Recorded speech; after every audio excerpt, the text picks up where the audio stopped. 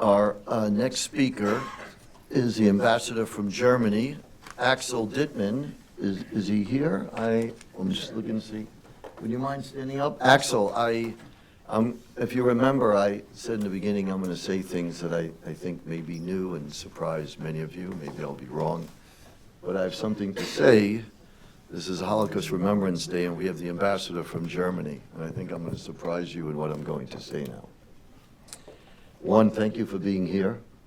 And I think it shows a lot of courage for him to be here. But I want to acknowledge Germany. I'm not here to criticize Germany at all. The opposite. Germany knew, well, actually, I'm going to back up for a moment and tell why I'm going to say what I'm about to say. When I was in the Baltic republics not that long ago and representing Jewish organizations, I had a lot of political leaders get very upset with me and say, why aren't you criticizing the Germans? They orchestrated the Holocaust. They created Auschwitz, not us. We were victims. All you do is talk about our anti-Semitism during World War II. You don't talk about Germany. And I told them why, and here's why. Because Germany knew the road back to civilization was, one, to acknowledge the Holocaust and admit it, which they've done. They also have some of the best Holocaust education in the world.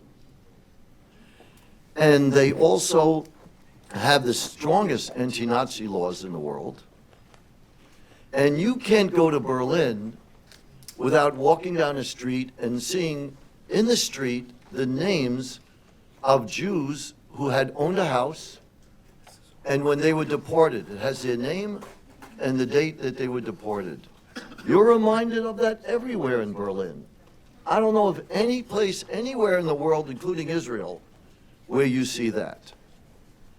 And they also made very generous reparations. And lastly, they took the right courageous stand to work with Israel in defending Israel when South Africa is bringing Israel on charges of genocide. A country, by the way, that before the Holocaust didn't let Jews in, would have saved Jews, and during the Holocaust, South Africa didn't let Jews in.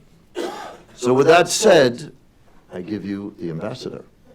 Dear Mr. Lippman, dear Mr. Friedlander, thank you very much. As German DCM, I'm very grateful to have the opportunity to say a few words, and I'll try to be short. The murder of 6 million Jews committed by the Nazis in the Holocaust can never be forgotten in Germany. The past is always present in Germany, this past. The International Holocaust Remembrance Day is, of course, an official day of remembrance in Germany, commemorated by the German Bundestag in the presence of our President and the Federal Chancellor. Israel's security is, as we say, reason of state for Germany.